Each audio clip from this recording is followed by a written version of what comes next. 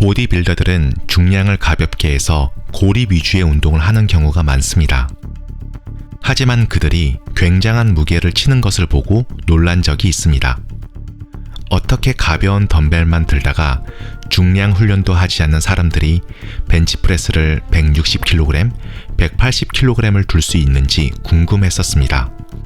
예전 한 라이브 방송에서는 어떤 유튜버가 고중량은 들 필요가 없으며 나는 원래 무게를 이렇게 많이 안 치는데 오늘은 여러분들이 원해서 중량을 치는 것이다 라고 말하고선 그때 한창 수행 능력으로 주가를 달리던 어떤 유튜버보다 더 많은 중량을 치는 놀라운 퍼포먼스를 보여주었습니다.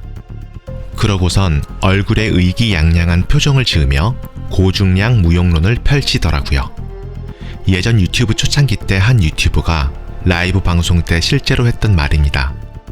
이건 그때 인기 구도를 달리던 근력 위주와 수행 능력을 앞세운 운동 유튜버를 바보처럼 만들었고 대부분의 많은 운동 초보자분들 또한 이런 영상이나 라이브 방송을 보고 역시 운동은 중량을 칠 필요가 없다. 그렇게 하는 것은 똑똑하게 운동을 하는 것이 아니다 라는 생각을 하게 만들었습니다. 저는 이러한 의문점 속에서 그리고 그 후에 터진 약투 사건을 통하여 또 내 스스로 내추럴로 중량 운동을 하면서 얻은 자료들을 통하여 이런 것이 약물과 연관되어 있음을 알게 되었습니다. 실로 많은 논문을 통하여 내추럴과 스테로이드의 차이를 설명하는 자료들이 많습니다. 하지만 이러한 실험들은 많은 허점과 대부분 공평하지 못한 환경에서 시작하는 경우가 많다라는 점을 발견하게 되었습니다. 논문은 확립된 이론이 아닙니다.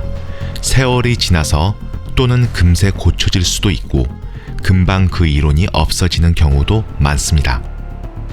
그래서 전 제가 그동안 깨닫고 얻은 자료를 토대로 약물을 하게 되면 어떻게 근력이 강해지는지, 그리하여 우리같이 약을 쓰지 않는 사람들은 어떻게 현명하게 운동을 해야 하는지에 대해 다뤄볼까 합니다. 저 또한 부족한 점 많다라는 점 말씀드리며 최대한 객관적이고 제가 얻은 정보를 공유하고자 이 영상을 만들어 봤습니다.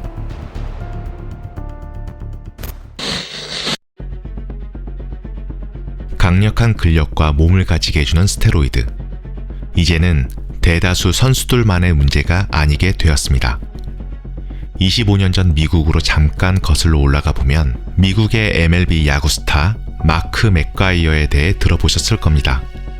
그는 명예의 전당에 입성을 준비 중이었고 통산 583개의 홈런 기록을 가지고 있었습니다.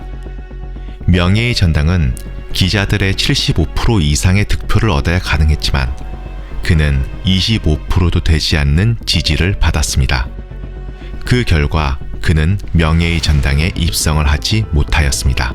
마크 맥과이어와 세미 소사는 약물 복용으로 명예의 전당에 오르지 못하였지만 미국 전역에 엄청난 영향을 주게 되었습니다. 그들의 퍼포먼스를 본 일반인들, 심지어는 청소년들까지 스테로이드를 구하여 맞게 되는 대중적인 기폭제 역할을 하게 된 것입니다. 물론 전에도 일반인들에게 약물이 안 쓰인 것은 아니지만 이 사건을 통하여 일반 청소년들도 굉장히 많이 사용하게 되었습니다. 그렇다면 스테로이드는 어떤 수행 능력을 가지게 해줄까요? 먼저 강인한 근력을 가지게 해줍니다. 예를 들어 내추럴 때 벤치프레스를 100kg 들 수 있었다면 약물을 투여함으로 170, 180kg까지 들 수 있게 해줍니다. 다음은 어떤 유명 보디빌더 선수의 인터뷰를 보여드리겠습니다. 레그프레스를 거의 1톤을 밀었거든요. 레그프레스가 이렇게 생기고 말고 원형으로 된 게 있습니다. 근데 그게 뭐 약물하고 관계 있나요? 왜냐면 약을 쓰니까 무리하게 힘을 쓰는 거죠. 네, 제 힘으로 할 수 없는 무게를 드는 거니까. 그러니까 이런 건 있는 것 같아요. 그러니까 제가 예를 들어서 내추럴 때 벤치를 100kg 들면 약물을 사용하면은 뭐 140 정도를 들잖아요. 160, 180까지 들죠. 네, 그렇게 되면은 스트렝스가 원래 내 힘하고는 비교할 수 없을 정도로 너무 세지기 때문에 나는 사실 180을 컨트롤할 수 있는 건이나 인대는 아닌 거죠. 네. 근데 그거를 100kg 들던 사람이 180을 들어버리니까 몸에 무리가 와서 근육이 파열되거나 건이나 인대가 끊어질 수도 있는 거죠. 네. 그걸 말씀하시는 거죠. 네.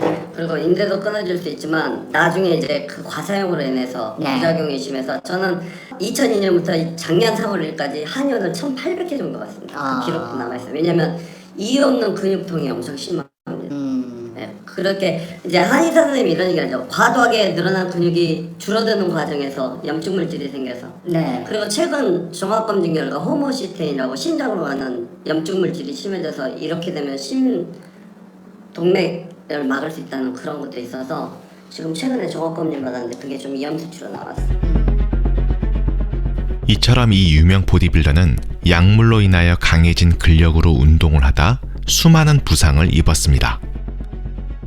내추럴로 운동을 하게 되면 자기의 근력 상태를 알 수 있게 됩니다. 예를 들어 자기의 벤치, 데드, 스쿼트의 중량이 얼마인지 확실히 알 수 있다는 말입니다.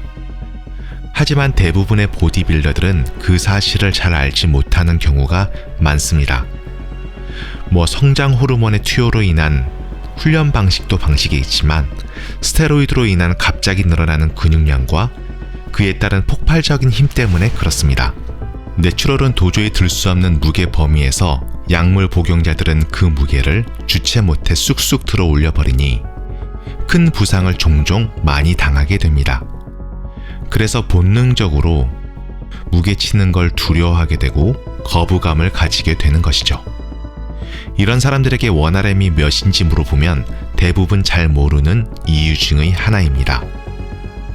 물론 정보가 많고 경험이 많은 약물 사용자들은 중량을 차근차근 올려 큰 부상을 조금 더 피할 수 있겠지만 기본적인 내추럴로 들 수 있는 범위의 무게를 넘어섰기 때문에 자잘한 부상은 어쩔 수 없는 것이죠.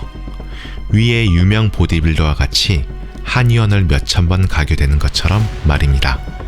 하지만 내추럴은 다릅니다. 위험한 범위의 무게 안으로 그 자체가 들리지 않기 때문에 큰 부상을 당하지 않습니다. 우리의 몸은 엄청난 신비를 가지고 디자인되었습니다.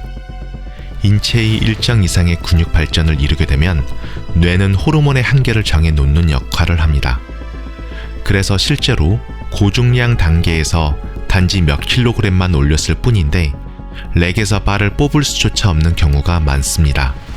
설사 뽑아도 뇌는 그 무게를 못 들어버리게 함으로써 큰 부상을 당하지 않게 해줍니다. 다음은 일반인의 사연을 들어보시겠습니다. 제가 느낀 몸의 변화는 한 스택, 그러니까 10주를 중간 정도의 강도로 벌킹 스택을 한 결과 2달 동안 순수 8kg의 근육을 얻었습니다. 간단히 말해 1년에 2번의 스택을 할 경우 1년에 15kg의 근육을 벌킹할 수 있다는 이야기입니다. 식단 같은 거 신경도 안 썼고 그냥 햄버거를 먹건 돈가스를 먹건 뭘 먹든지 그냥 다 근육으로 가는 느낌이었습니다. 스택 전 데드리프트 중량이 150kg에서 출발해 두 번째 스택 중에는 260kg로 들어 올렸습니다. 1년 안에 벌어진 일입니다.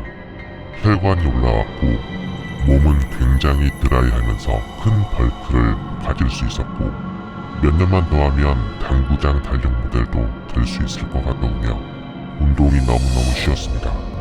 그렇게 고중량으로 할 필요도 없었습니다. 그냥 원RM 70% 수준으로 부위당 5세트만 해도 충분할 정도였으니까요. 물론 많이 먹을수록 수분 정체가 있긴 했습니다. 케어도 추천하는 만큼 하고 스택하였습니다. 보디빌딩 별거 아닌 것 같았습니다. 저도 이렇게 3-4년만 더 하면 전국대회도 나가 1-2등 할 것 같은 기분이었습니다. 1년이 지났습니다. 순전히 제 개인적인 경험만 적겠습니다. 첫 번째 문제는 얼굴이 못생겨졌습니다. 자꾸 얼굴이 불그락해지는 일이 잦았고 얼굴이 뭔가 부어있고 목 뒤가 특히 부어 무슨 못생긴 거북이가 되어가는 기분이었습니다. 그리고 짜증이 잦아지고 주변 사람들과 사이가 안 좋아졌습니다. 두 번째 문제는 첫 번째 문제는 일도 아니었습니다. 생활이 불가능할 만큼 피곤해지는 일이 생겼습니다. 훗날 피검사 후 간이 망가져 있음을 알았습니다. 세 번째 문제는 그렇게 키워놓은 근육들이 스택 후 몇 주 지나자 무섭게 빠지기 시작했습니다. 그리고 슬럼프가 왔습니다. 운동 의욕이 아예 생기지 않았습니다. 중량도 형편없이 낮아져 운동을 가기가 싫어졌습니다. 네 번째 문제는 관절이 망가져 있었습니다. 급속도의 근비대로 근육량이 많아져 엄청난 중량을 소화했지만 건과 인대는 거기에 따라가지 못해 근육이 빠지는 과 동시에 관절이 삐걱거리기 시작했습니다. 지금도 관절이 성치 못합니다. 다섯 번째 문제는 발기 능력이 상당히 저하되었습니다. 발기는 되었으나 그 수준이 몸으로 느낄 정도로 떨어졌습니다. 더 쓰려니 그때의 기억이 떠올라 우울해지네요. 스테로이드 스택을 다시 하려는 생각도 했지만 다행히 저의 은인 형님이 말려줘서 거기서 멈추게 되었습니다.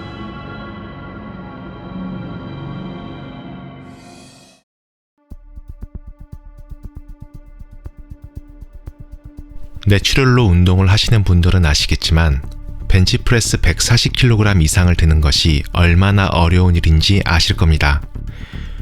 물론 사람에 따라 다르기는 할 수 있지만 대다수의 사람 한해서 말이죠. 보통 일반 분들에게는 평생 못 드는 무게일 수도 있을 겁니다. 저 같은 경우 145kg에서 지금의 원RM인 150kg까지 가는 데에 있어 2년이 넘게 걸렸습니다. 이 2년은 제가 철저한 절제 생활을 앞세워 프로그램을 철저히 돌려가며 운동을 한 시기입니다. 제가 60kg에서 100kg까지 무게를 도달한 것보다 이 시기에 더 많은 운동을 했음에도 무게를 5kg밖에 증량하지 못했습니다. 그리고 내 느낌상 더 이상의 근력 증가와 근육의 증가는 없을 거라고 생각합니다. 우리의 인체는 생리학적으로 어느 정도까지 오면 더 이상 근육을 만들지 않기 때문입니다. 설사 더디게 발전을 한다 하더라도 내가 미미하게 발전하는 속도보다 노화의 속도가 더 빠르기 때문입니다. 더 이상의 근력 증가와 근육의 증가는 없을 거다? 네, 맞습니다. 우리의 몸은 무한정 근육을 생성하지 않습니다. 신체는 과도한 근육의 성장을 억제하기 위해 마이오스타틴이라는 물질을 분비하여 일정 수준의 근비대가 일어나지 않도록 그 경계를 조절합니다. 근육의 성장이 일정 수준 도달하게 되면 성장이 멈추거나 더디게 되는 것이죠. 가끔 이 물질이 생성되지 않는 기형적인 보고 사례가 있지만 일반적인 사례에서 인체는 일정 수준 이상에서는 근육 성장이 더디게 되면서 생성하지 않습니다. 그것은 사람의 신경계는 예를 들어 동물과 비교해 훨씬 더 발달해 있기 때문에 일부러 근육을 통제하는 능력을 가지고 있기 때문입니다. 이는 섬세한 근육을 제어할 수 있는 인간의 근육에 근간하는 구조 때문인데, 간단한 예를 들어 사람보다 근육이 더 발달되어 있고 근력이 1.35배 더 강한 침팬지는 바늘구멍에 실을 꿰는 것이 굉장히 어렵다고 합니다. 인간은 근육의 성장을 제한하는 물질을 가지고 있고 이러한 신체적 특징은 중요한 이유를 가지고 있습니다. 신진대사가 활발한 근육은 꾸준한 단백질 공급이 필요합니다. 근육을 많이 가지고 있으면 필요 이상의 에너지 요구량이 높아지고 생존에 있어서 굉장히 비효율적입니다. 그래서 근육이 붙으면 체지방이 붙는 것은 생리학적으로 당연한 일입니다. 이런 것을 볼 때 자연적인 운동에서 우리가 흔히 하는 림매스업은 불가능한 것이죠. 이걸 이해하면 왜 파워리프터들은 몸에 지방이 많고 보디빌더들은 지방이 없는지 알 수 있게 됩니다. 둘 다 약물을 똑같이 사용합니다. 하지만 파워리프터들은 무게를 더 쳐야 하기 때문에 지방을 제거하면 그만큼 근력에 있어서 손해를 봅니다. 하지만 보디빌더는 최대한 근육을 유지하고 자연적인 생리학적인 부분을 역행하면서 지방을 빼야 하기 때문에 여러 종류의 약물을 사용하죠. 물론 내추럴 입장에서는 둘 다 어마어마한 중량을 드는 사실은 똑같지만 이렇게 생리학적인 부분만 알고 있어도 운동 초보자 분들이 이런 부분에 있어서 혼돈할 필요가 없는 것입니다. 앞으로 더 많은 약물에 관한 영상을 종종 올리도록 하고 오늘 영상은 이 정도까지 하겠습니다. 한 영상에 이 방대한 내용을 다 담기가 쉽지 않네요. 그럼 다음에 뵙겠습니다. 안녕히 계세요.